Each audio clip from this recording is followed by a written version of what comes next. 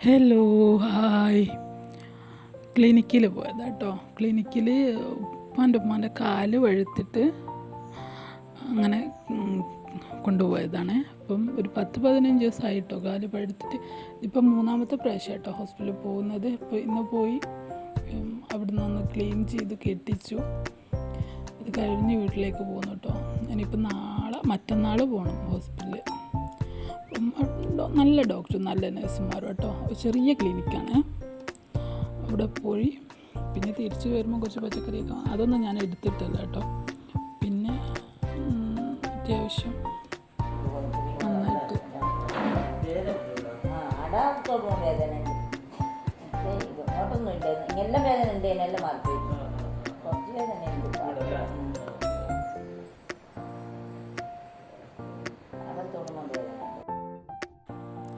വീട്ടിലെത്തിയ പാട് ഒരു ചായയിലാക്കി കുടിച്ചു.